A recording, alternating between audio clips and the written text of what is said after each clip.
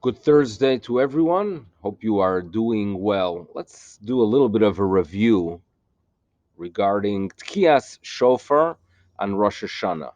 This year, it's only on the second day. The first day is on Shabbos. So let's focus a little bit on the second day and the blowing of the shofar.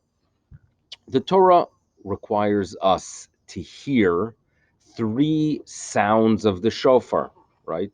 Three teruah. It's a yom teruah, and therefore we're supposed to hear that trua sound three times. Now, we do know that they relate to three concepts. Concept number one is malchuyot, the acceptance of God Almighty as King of the world. Number two, zichronot, remembrances. It's a day of remembrance where God remembers our actions, but He also remembers the history of our nation. Therefore, many of the verses relate to the history of the people of Israel. And number three is shofarot. In other words, how do we achieve that? What tangible thing do we do to make us accept the kingdom of the Almighty and to go ahead and somehow make HaKadosh Baruch Hu remember actions of the past?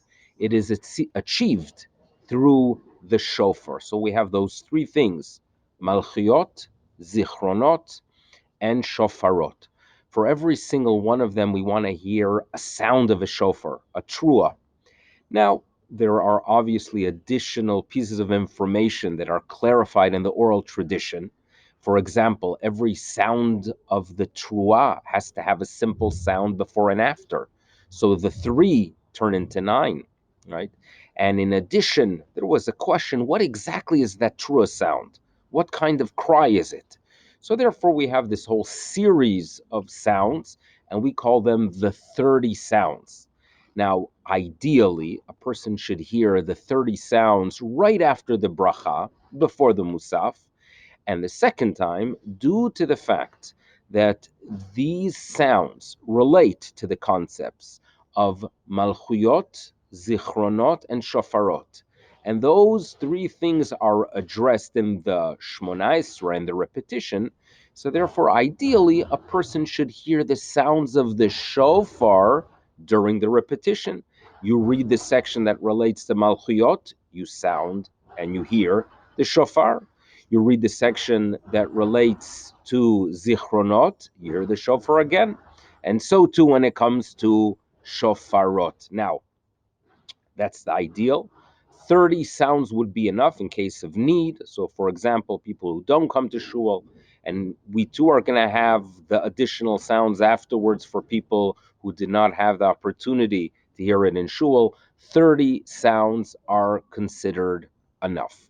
So that's piece of information number one that relates to the Tkiyas shofar and the mitzvah itself. Now, this year, due to the fact that we're trying to limit the amount of time in shul, what we have to realize is that we're going to most probably settle with the 60 sounds. In other words, other years, there's a tradition to hear 100 sounds, that after we hear the 30 before Musaf and the 30 during Musaf, we have an additional 40. This is a late tradition. It was not done 400 years ago, 500 years ago, but rather over the past 250, 300 years, we've had that tradition of trying to reach the 100. It's a minhag, and perhaps due to circumstances that we are facing this year, we're not going to do it. There are going to be other areas of adjustment in our tefillah. We're going to have an opportunity as we get closer, but as the rabbis teach us, echad hamarbe ve'echad hamamit, ubilvad shichaven libo lashamayim. But we have to realize is that perhaps this year we're going to be doing less.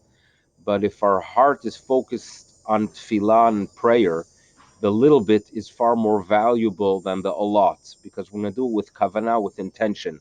We're going to turn to the Almighty that He should remember.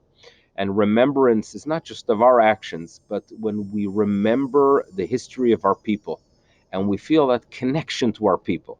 And we turn to HaKadosh Baruch Hu and we say, you know what, look what we are achieving. We're not just achieving things in our lifetime, but we are part of a nation that is doing some incredible things and has been doing incredible things for thousands of years, trying to inspire the world with your teachings. When we connect to that past, we sense the value of what we are achieving. And when we value ourselves, we realize that, you know what? We are doing good, and we could turn to HaKadosh Baruch Hu and say, give us the opportunity to continue doing that good, right? Create an environment where we could be in a calm world, in a functional world, where we could do our part of recognizing you, appreciating you, doing what is right, and indeed improving the world. A lot of things to think about during the season, but at least we have a little bit of an idea what the shofar is going to be doing for us on day 2 of Rosh Hashanah. It should be a good day, and all the best. Bye bye.